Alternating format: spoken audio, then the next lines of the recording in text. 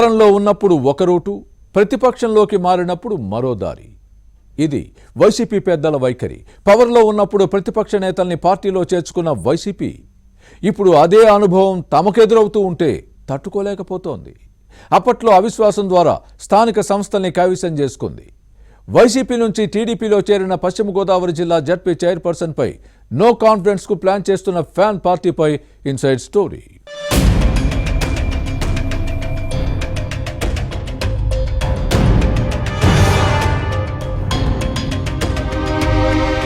ఉమ్మడి పశ్చిమ గోదావరి జిల్లా పరిషత్తులో రాజకీయ సమీకరణాలు మారుతున్నాయి. టీడీపీ ఆవిర్భావం తర్వాత ఇక్కడ ఎక్కువ కాలం పసుపు జెండానే ఎగిరింది.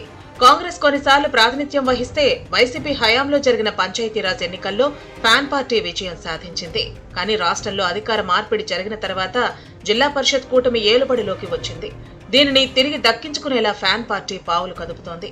వైసీపీ నుంచి టీడీపీలో చేరిన చైర్పర్సన్ గంటా పద్మశ్రీపై అవిశ్వాస తీర్మానం పెట్టాలన్న మైండ్ గేమ్ కు తెరతీసింది. నో కాన్ఫిడెన్స్ నెక్కడం అంత ఈజీ కాదు. నిబంధనలు గీకరించవని తెలిసినా వైసీపీ ప్రయత్నాలు మాత్రం ఆగటం లేదు. ప్రస్తుత చైర్పర్సన్ తమ పార్టీలో ఉండేలా చేయటానికి వైసీపీ పెద్దలు ప్రలోభాలకు, బెదిరింపులకు దిగటం విమర్శలకు తావిస్తోంది.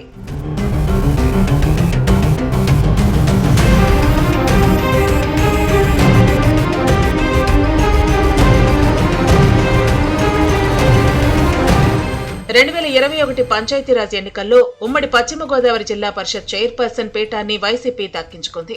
మొత్తం 48 జడ్పీటీసీ స్థానాలకు గాను 45 చోట్ల వైసీపీయే గెలిచింది. చైర్పర్సన్ పదవిని బీసీలకు ఇవ్వాలని భావించగా పలువురు సభ్యులు పదవి కోసం ప్రయత్నించారు. చివరకు పాలకొల్లు జడ్పీటీసీ కౌరు శ్రీనివాసరావును పీఠంపై కూర్చోబెట్టింది. అయితే 2023లో ఈయన ఎమ్మెల్సీగా ఎన్నికవటంతో చైర్పర్సన్ పదవి ఖాళీ అయింది. పోస్టు కోసం పలువురు సభ్యులు పోటీ పడ్డారు. వైసీపీ సీనియర్ నేత గంటా ప్రసాదరావు కూడా తన భార్య పెదపాడు జడ్పీటీసీ పద్మశ్రీ కోసం గట్టిగానే ప్రయత్నించారు. ఆవిర్భావం నుంచి పార్టీని నమ్ముకుని ఉన్నా ఏ పదవి లేదని జడ్పీ చైర్పర్సన్ పోస్ట్ అయినా ఇవ్వాలని అధిష్టానంతో గట్టిగానే పోరాడారు. దీంతో గతేడాది జూన్లో పద్మశ్రీ చైర్పర్సన్ అయ్యారు. ఇక్కడి వరకు బాగానే జరిగింది. కానీ అసెంబ్లీ ఎన్నికల తర్వాత అసలు కథ ప్రారంభమైంది.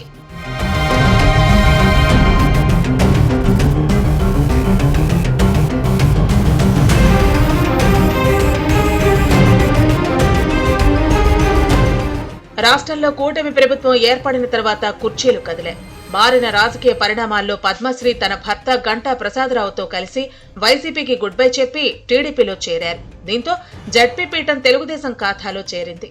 ఆ తర్వాత కొందరు వైసీపీ జడ్పీటీసీలు సైకిల్ ఎక్కితే మరికొందరు జనసేనలో జాయిన్ అయ్యారు.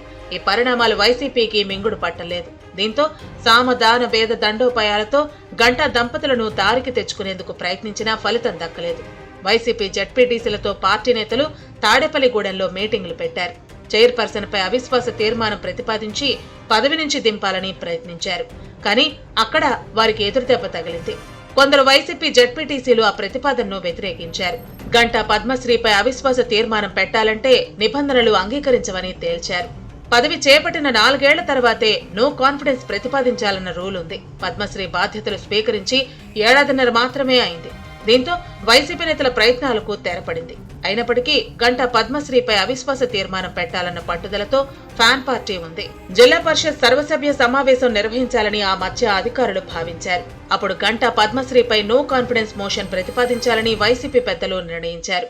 కానీ ఎమ్మెల్సీ ఎన్నికల కోడ్ రావడంతో వారి ప్రయత్నాలకు బ్రేక్ పడింది. అలాగని వైసీపీ జడ్పీటీసీలు ఊరుకోలేదు. సర్వసభ్య సమావేశం కోసం అధికారులపై ఒత్తిడి తెచ్చారు. కానీ 2 వరకు ఎన్నికల ప్రవర్తన నియమావళి అమల్లో ఉండటంతో స్పందించలేదు. ఆ తర్వాత అయినా అవిశ్వాసం పెట్టాలని వైసీపీ పెద్దలు భావిస్తున్నారట.